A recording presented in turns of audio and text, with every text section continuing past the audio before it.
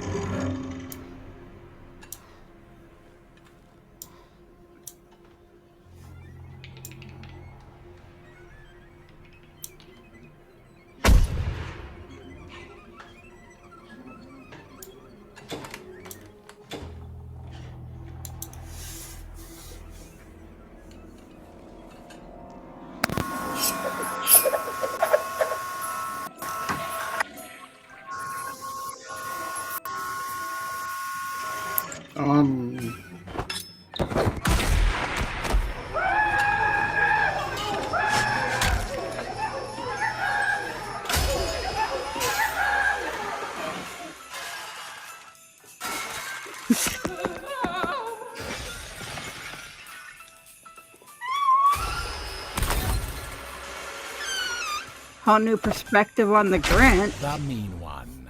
Coming October 3rd. What? Is it? What? I don't know. I fell asleep. That was so boring. Well, whatever. That shit looks hilarious. It actually came out last year, but it's finally getting a wider release on digital and streaming and physical copy this year.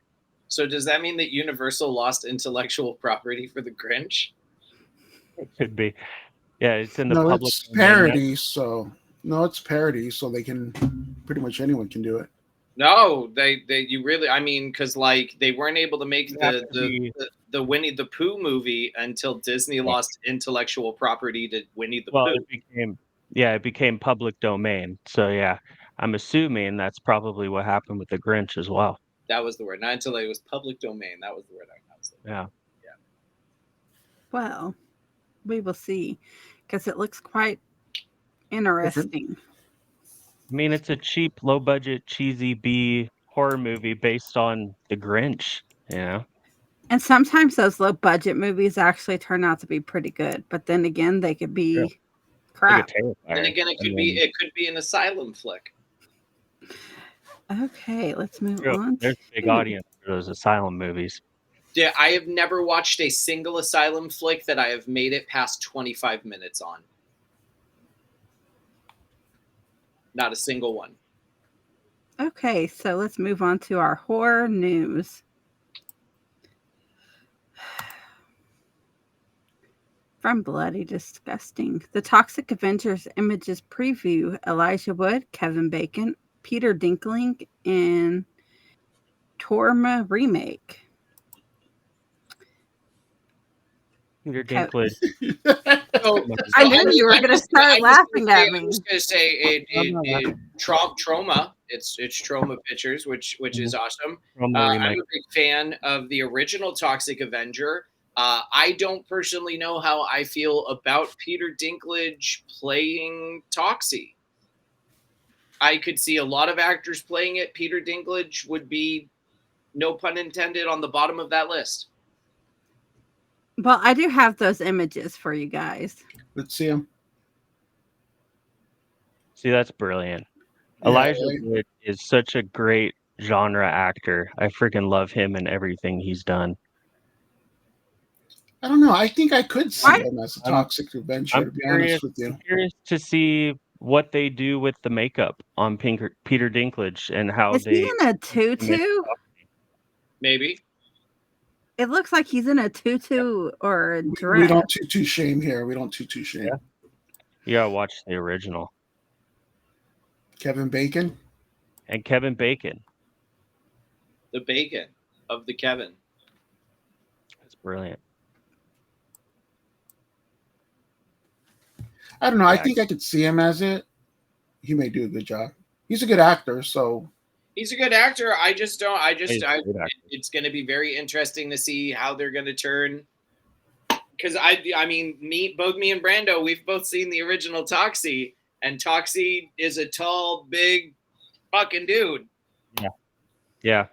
Yep. Originally he's a scrawny little nerdy dude that gets turned into a massive hulking freak superhero, So I'm curious to see what they're going to do with it. Practical effects, I don't know how they could do it with practical effects. I mean, there would have to be some type of motion capture or CGI, but I mean, it seems like it's going to be a low budget movie, so that's what I'm most curious to see is how they turn Peter Dinklage into a big hulking mutant superhero. He's got that big molten personality though, so that balances it out possibly. I don't Yeah, know. We'll just have to see what they do with it. Can't wait. What do we have next? From Bloody Disgusting, Rob Zombie House of 1,000 Corpse returns to theaters for 20th anniversary this October. Hell yeah. Okay, I remember seeing it in theaters when it first came out at a midnight showing, and oh man, that was wild. It was so good. It was a grimy, dirty movie. I love it. The special 20th anniversary screening will take place on Sunday, October 8th at 4 p.m. and 7 p.m. your local time, and on Wednesday, October 11th at 7 p.m. your local time. So it's just the re-release just on those 2 days then, celebrating the 20th anniversary. Like a Fathom event or something, a special re-release. And what they'll probably end up doing, if they haven't announced it, they'll probably do multiple, Q&A. like with it. I went to go see 3 from Hell, and when I went to go see 3 from Hell, they did The Devil's Rejects, and then they played 3 from Hell. They didn't announce that they were doing a double feature. I just bought a ticket from 3 from Hell, and that is what they gave us. That's what's up. And they'll probably have a couple theaters for it since it's only limited show times for it, depending on what theater you go to. Okay. It lives inside the legend of the Pashasha, the terrifying lore behind Neo's new horror film. Okay, I've got the image of what is this creature supposed to look like, and it's quite disturbing. Quite. That's very disturbing. Okay, so it's one of the most frightening entities in all of the Hindu and Buddhist folklore. It was first acknowledged about 3102 BCE, and it's supposed to be compared to the Christian's devil. So it's their devil. Like, yeah, and it's like a vampire devil. So it like drinks your soul. Yeah. So he's Shao Kahn, Shang Tsung. Yeah. Your soul is mine. Your soul is mine. Your brother's soul is mine. That sounded more like the Jinn. Okay. So, Halloween officially making a book releasing in October dives deep into David Gordon Green's trilogy. It goes behind the scene with the cast and everything like that. It's to be released on October 17th, and it gets full details of everything. That's good because I'm curious to read it and get an explanation of what the fuck they were thinking with Halloween Ends. So, because I loved Halloween, was it 2018? It was great. Halloween Kills was a lot of fun. It was goofy, but it was a lot of fun. Exactly. And then what the fuck did we get with Halloween Ends? You know, Brandon's right. I would read it just for that. See what, why, how. Yeah, it's supposed to give his thoughts on why he did what he did, and there's interviews with the cast and the crew, and it goes into why he picked the costumes the way he did and everything like that. Mm-hmm. So it's quite interesting that this is coming out. Because he's got some explaining to do. So, and I'm sure he does in this book. So, if anything, I will try and find it in a bargain bin or rent it from the library because I don't know that I really want to pay money for it. But there's no price for it yet, but it's probably be about $40. Yeah, I hope he doesn't rent it from the local library. That'd be the smart choice. Yeah. And if they don't have it, they can get it for you. Yeah, that's true. I hope he's not as creative as with Exorcist as he was with this one, because I think he just tried to push the envelope on Halloween. Yeah, I think he just tried to do something way too outside the box, way too different. Yeah. And I don't think it's going to become the cult classic like the original Halloween 3 eventually did for being so different. It's just didn't hit it. Sure. It wasn't that great of a flick. Okay, so we are moving on to our second trailer. Brandon, don't shoot me for this one. I would like to see the boy as soon as possible. Yes. You keep him like this. That is who you think it is. Mama won't buy books for me. And why is that? Because I killed her. Yeah. When Martine was only months old, the Lord had spoken. We had to exorcise Martine to get the devil out. I refused. And now they blame him for everything bad that happens here. They say Martine is evil. I came to help you understand. Martine has a condition. If you just see right here. Our book also has a name for this condition. Doctor, do you believe you can cure him?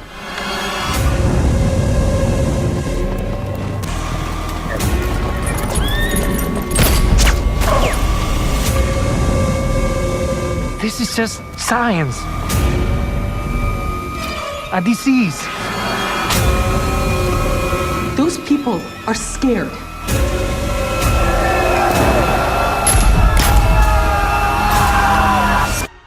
And they need something to blame for that fear, and it's you. Because you are different.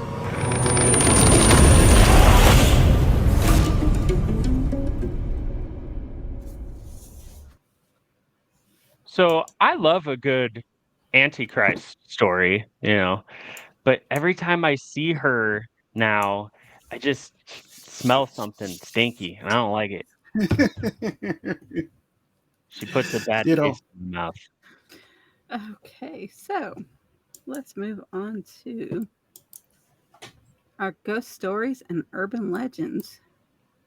This is all you, Steve. Hey, what's going on, guys? So I used to live in a house in Oceanside, California, where I dealt with a shadow person, a single shadow person as far as I know.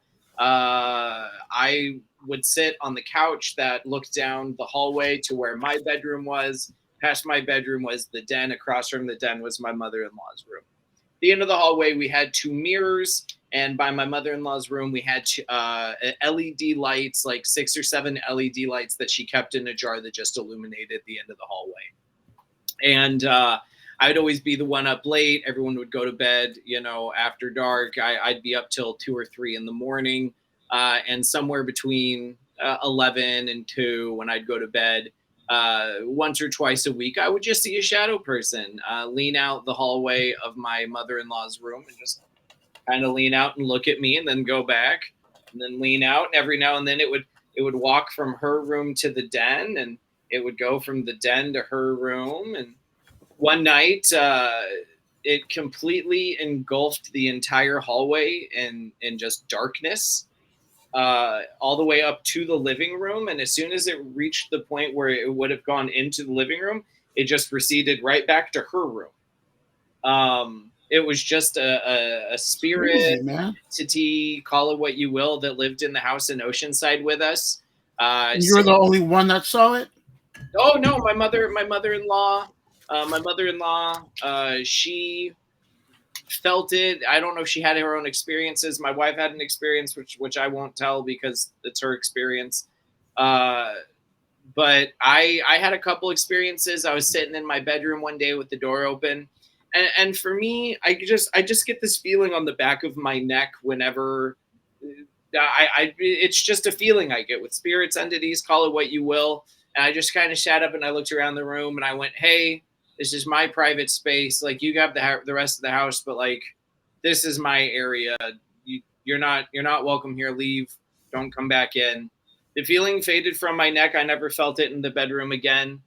When we moved out of Oceanside, I stood in the living room and I essentially said, hey, whoever you are, whatever you are, you're staying here. We're going to where we're going, and you're staying here. If you follow us and you go with us to where we're going, I will take the proper methods to move you forward to where you need to go, because you're not coming with us. And it went away and it stayed there. And now, and in the house I'm living in, we had a little girl for a while, but it's been a couple years and no one's really dealt with her. So I think the little girl moved on. What happened with the little girl? Like, I have no idea what happened. How do you know it was a girl? Because I heard a little girl giggle at 3 a.m. when I was watching wrestling one day. My wife in the bedroom where the door was closed heard a little girl say hello in her ear in a room that was closed. And my mother-in-law says that she feels a little girl, said that she felt a girl. She said girl before I said girl. And she was like, I feel like a little girl around here. And I said, yes, 100%. Like, so, but it's been a couple years since the three of us have dealt or felt her in any way. So I think she might've moved on. You know what they say about little kids, especially little girl entities and stuff like that, that it's probably a demon. Demonic, then yeah, it's crazy. I don't deal with I deal with them the way I deal with them, and like I don't interact. I don't purposely try and interact with spirits unless they're fucking with my vibe, and that's what's up. The whole whisper thing, though, once it takes me back. Me and my mom were doing. I was in grade school. She was helping with my math homework. Why I remember it was math, I don't know. But we were sitting there, and we both heard and felt the breath of someone just say my name. And we both looked at each other, and we looked back. I mean, there was nothing there, a wall, you know, but we both heard it, felt it, and everything. And I'm like, did you? And she's like, yeah, that was just, it was just. And then the mom was like, acid kicked in. Okay, so let's move on to our horror rewind. Horror rewind. Okay, so this week it is Pumpkinhead. It's a 1988 American supernatural horror film. And I have a story for this, and I will tell you guys after we watch the trailer. Nice. Afraid raising the dead ain't within my power.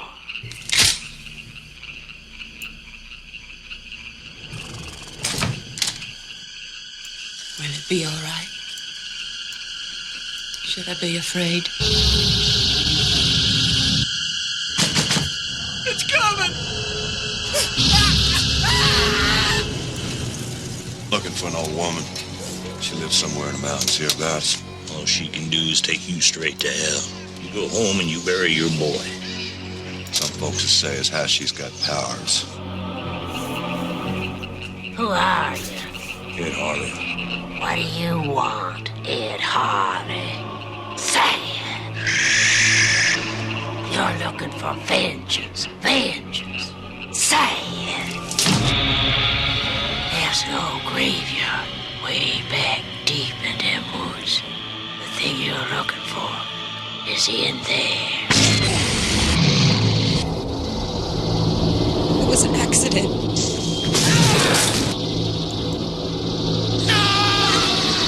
No, not like this, not like this. It's gotta run its course. Now it begins. It begins. Not freaky or anything.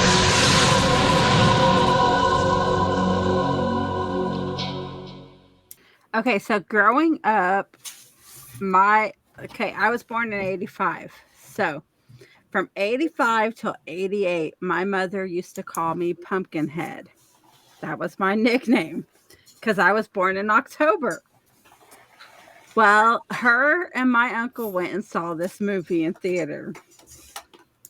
She came home and I no longer was called Pumpkinhead. I was called Pumpkin after she saw this movie.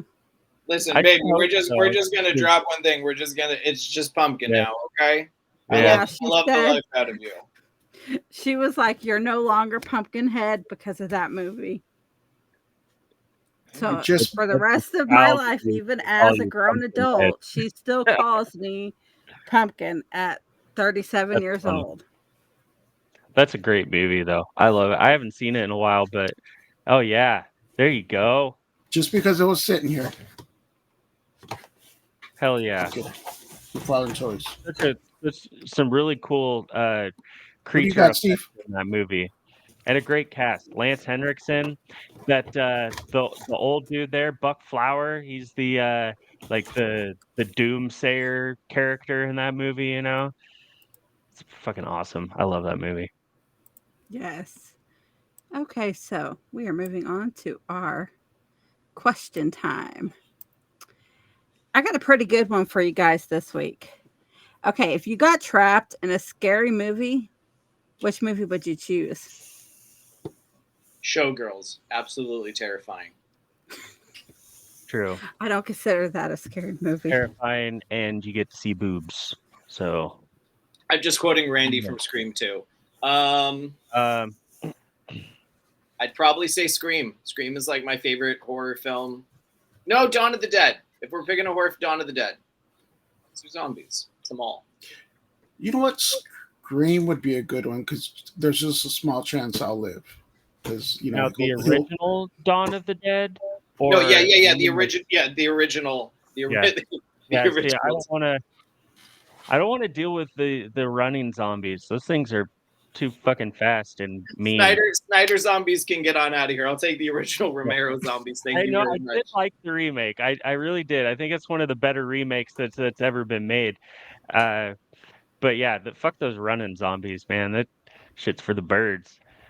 I would say, oh god, that's a tough one. Slasher? I don't know. I don't know if I'd want to be in a slasher movie because I feel like I would get killed eventually. I want to come back for the sequel. So that's a tough one. No, Brandon, I'd say you're good enough. I'd say you're like Randy. I'd say you're good enough to make it to the sequel and then you get murdered.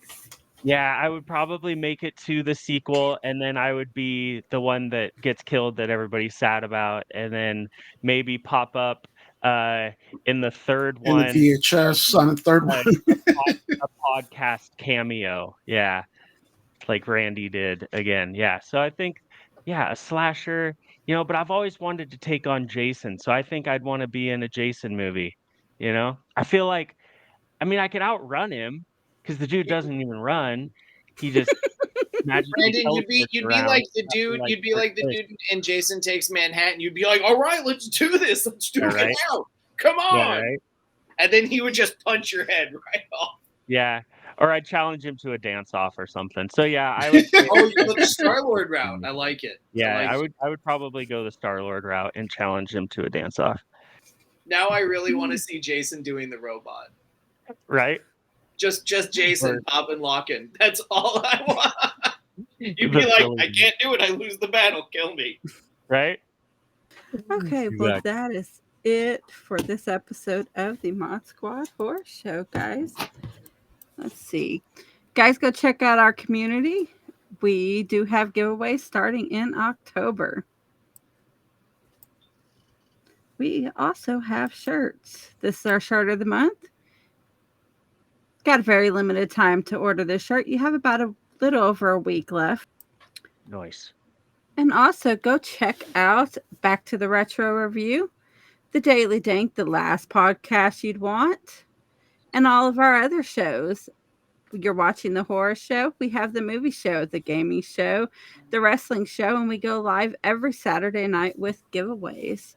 Well, that does it for this episode for Brandon, the dude, Felix, myself, and the entire mod squad. See you in your nightmares. See ya. Guys, it's Kevin again. I just wanted to thank you for watching the video. If you like that content, make sure you check out this one right here. You guys, you don't want to watch that one. Watch this one right here. That one's good, but come on, let's face it, this one's better.